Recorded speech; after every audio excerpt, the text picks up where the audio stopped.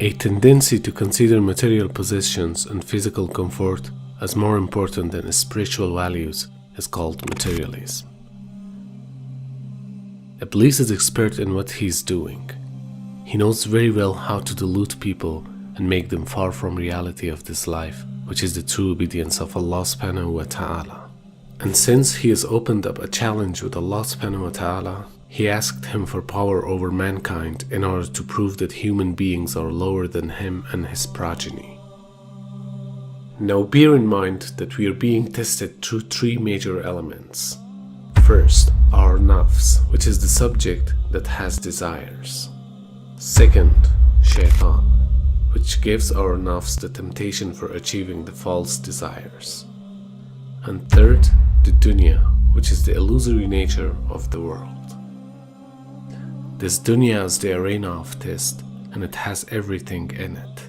It has temporary pleasures which are there just for a testing purpose. As a human being, we are supposed to live in this world, but we should prepare ourselves for hereafter.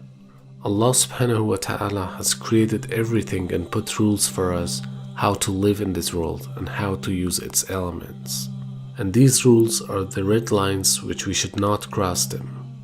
But shaitan hates those red lines and wants us to cross them. That's why with all power and wealth that he has been given, he wants us to fall for this dunya. Therefore, he gives us false promises which will never come true, but hook us to be attached to the materialistic world.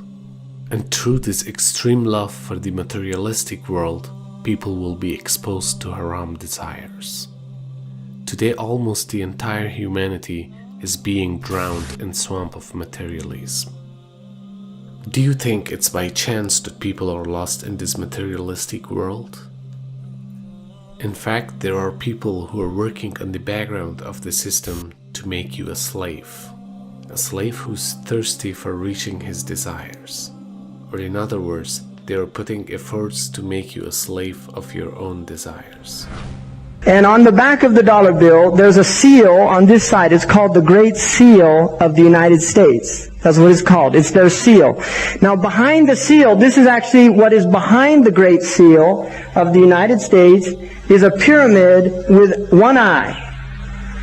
Now the one eye is the sun god Re, which is where we get the word rays, sun rays. It is the sun god, same Mithraic character. And he shows up again and again. This is the Masonic god of the ray. If you look, you'll see the pyramid is built except for the top. It's built except for the top. The eye is suspended above the top. It hasn't come down yet. Because they believe until they've finished the Masonic project, which is the what they say on the bottom, Novus Ordo Seclorum, and then Annuetta Cheptis, he is pleased with our project. In other words, the God they believe in is pleased with our project. What is the project? This is the question. What is the project that this God is pleased with? The project is literally the secularization of the world. To completely strip the world from religious beliefs. This is the project, and that is why it is called Novus Ordo Seclorum, a new secular or worldly order. If you translate that into Arabic, it would be a Nizam al-Alami ad-Dunyawi. Not al-Jadid. It would be ad-Dunyawi. The new temporal order, the new order of the world. And we know what dunya is in Arabic. Dunya has a negative connotation in Islam, unlike alam, which does not have a negative connotation. If you read the Quran, alam is not a negative connotation. Rabb al-Alameen, Allah is Lord of the Alameen. We are part of the alam. The alam is the passive form of alim. It's what is known. It is how we know al-alim. The world is how we know Allah. We don't know Allah through dunya. Dunya is the illusory nature of the world. It's the gharura. It's the aspect of the world that deludes you, thinking that you're permanent, thinking that you can transgress, thinking that you're independent from Allah. This is the dunya. This is why the wife is not considered dunya, and the husband for the wife is not considered dunya. And food in order to keep your body healthy is not considered dunya. Money in order to work and spend on the halal and do your responsibilities, none of those things by Islamic understanding are considered dunya. Dunya is the illusory element of the world. It's that element that takes people away from the akhirah. And this is shaitan's game. Shaitan's game is to take people away. Shaitana means to make distant. Dunya is near. He makes us feel that dunya is what is close, not akhirah. Islam tells us dunya is distant. One of the root meanings of dunya is to reach out for grapes that you can never grasp. Because this is the nature of dunya. You will never be able to get it. It will always evade you. The Prophet ﷺ said in a hadith sahih that's in the Riyadh al-Salihin, he said, if the son of Adam, لو كان لابن آدم جبل من الذهب, if the son of Adam had one mountain of gold, he would only want a second one. لا يمنع فاء ابن آدم إلا تراب قبره. Nothing will fill. Or لا يشبع ابن آدم. Ibn Adam will never be satiated. His mouth will never be filled except with the dust of his own grave. This is a deluded person. لا يغرنك بالله الغرور. Don't let the deluder delude you.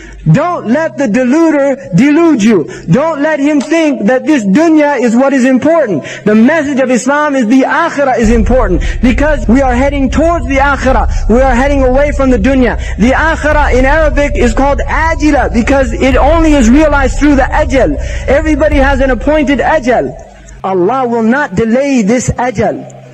Allah will not delay it. When it comes to the nafs, Allah will not delay it. This is what the shaitan wants to make people believe. This is what the dunya wants to make people believe. That when you go into the malls, right, in America, the malls literally are telling people there's no time.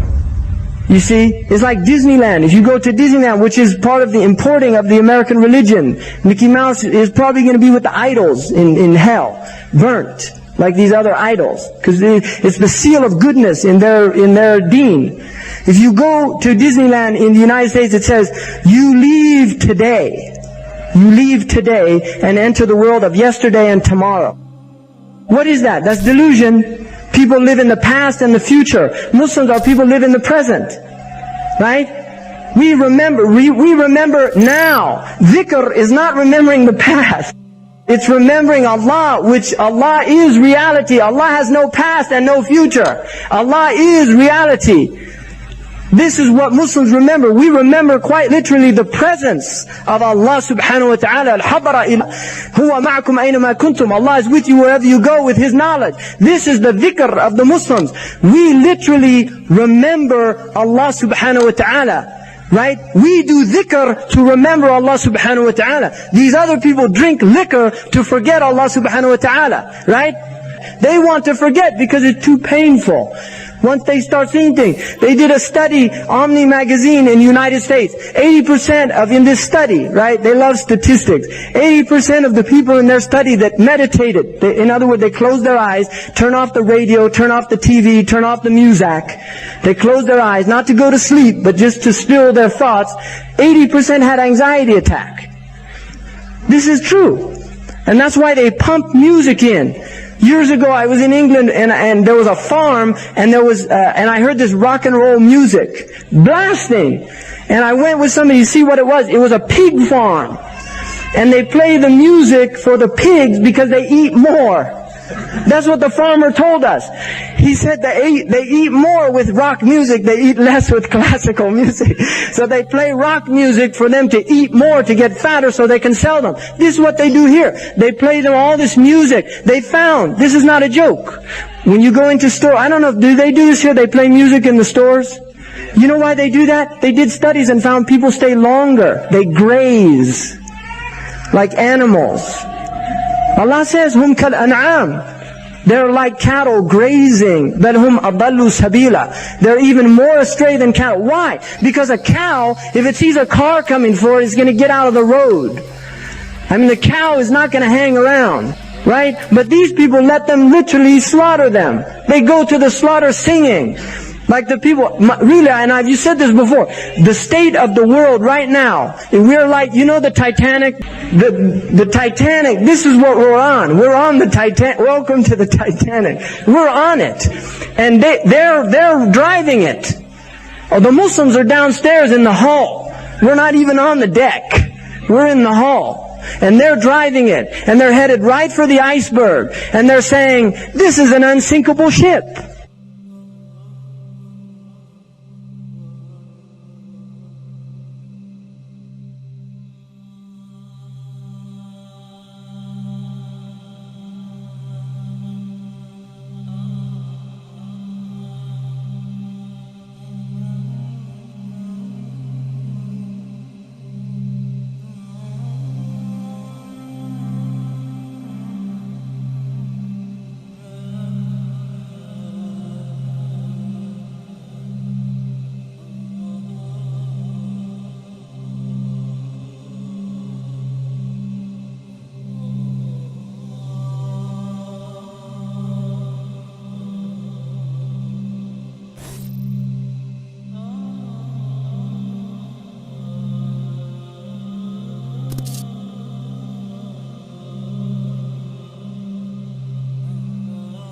The project is literally the secularization of the world. To completely strip the world from religious beliefs. This is the project, and that is why it is called Novus Ordo Seclorum. Novus Ordo Seclorum. Novus Ordo Seclorum. We have people addicted to these things. Their fault. Haven't you seen the one who took his desires as a god? If you're obeying these desires, you are making these desires your God. And Allah is a jealous God. إِنَّهُ غَيُّورٌ يَغَارُ عَلَى دِينِهِ وَعَلَى طَاعَتِهِ.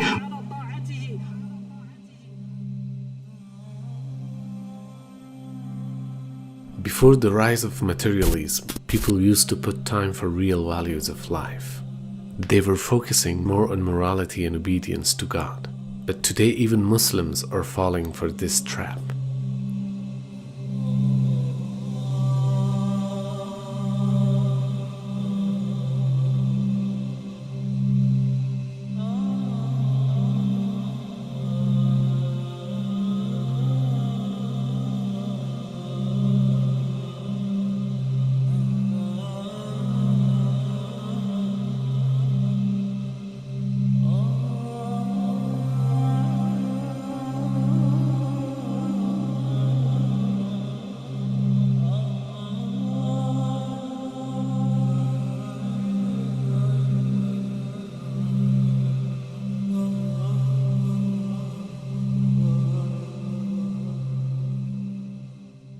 Shaitan makes these people fear from poverty and commands them to go for immorality, which means that he leads them to haram just because of achieving some wealth. For this group of people, Shaitan offers the worldly pleasures and convinces them that they deserve to achieve those desires, making them busy with the dunya until they leave this world. These are the people who sell their souls in exchange for wealth, power, or fame, and they must do whatever the system wants from them to do. Shaitan promises you for gaining wealth, fame, and power, and pulls you to the downhill of materialism. But at the end, you will be the one who is under the heavy debts from those who run the system. Unless you become one of them, which still makes you even more sad because those who run the system are the ones who are heavily under the pressure from Satan himself. You know why? Because those who seem to have power are having no freedom of choice. Whatever they say is the things that are being dictated to them. Those choices that they make are in reality made by those who are behind the scene. Which means they are all the puppets who are supposed to follow the commands of the evil masters. And in fact, this leads to ultimate sadness. The more you get in touch with the dunya, the more closer you get to Iblis. And you might reach those levels of wealth, power, and fame. But at the end of the day, you will come to know that in reality you have no power or wealth. if your ultimate goal is to be famous, then you're gonna do a lot to get there. Like sign your name in blood in a contract with the devil. Like you're gonna end up on a one-way street and it's going nowhere. Like that's just the truth. I've seen so many people like forsake their moral code and their value systems just for a little bit of fame, and it's not worth it at the end of the day. It's really not worth it. When people say, oh, I want to be like you, I want to be an actor, I want to look like you, the question I always ask them is why? Like, really, why? And people, and especially America, this idea of fame, that to be famous means that you're successful, that you're happy. We are told that if we're beautiful, if we're skinny, if we're successful, famous, if we fit in, if everyone loves us, that we'll be happy. But that's not entirely true. Like helping each other through scary times and like anxiety. You know, some dark shit out there, man.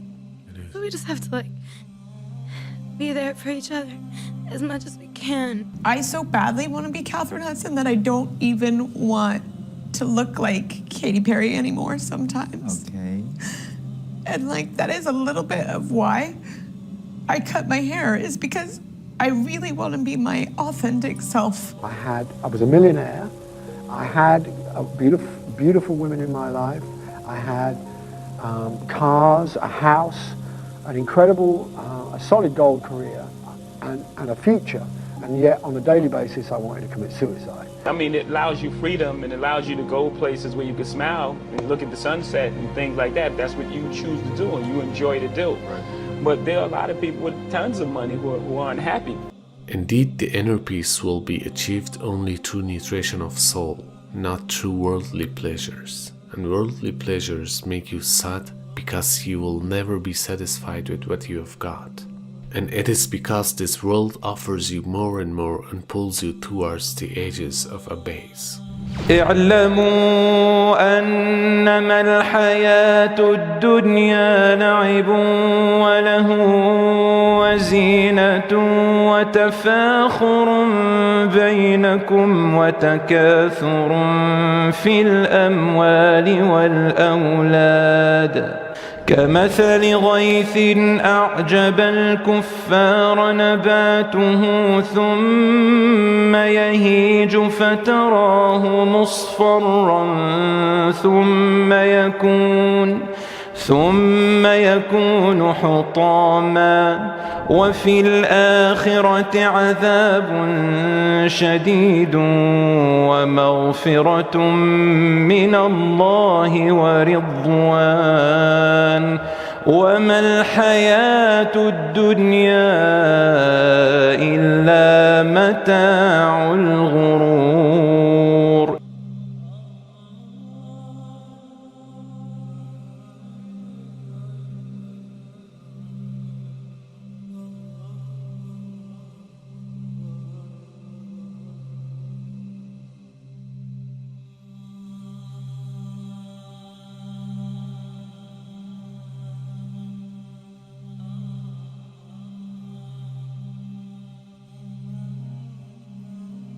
We dedicate all of our life on these illusory desires which will never bring satisfaction, because everything is illusion.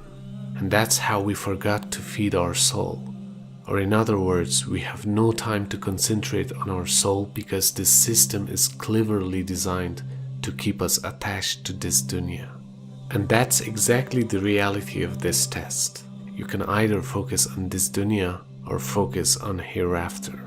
And the choice is yours.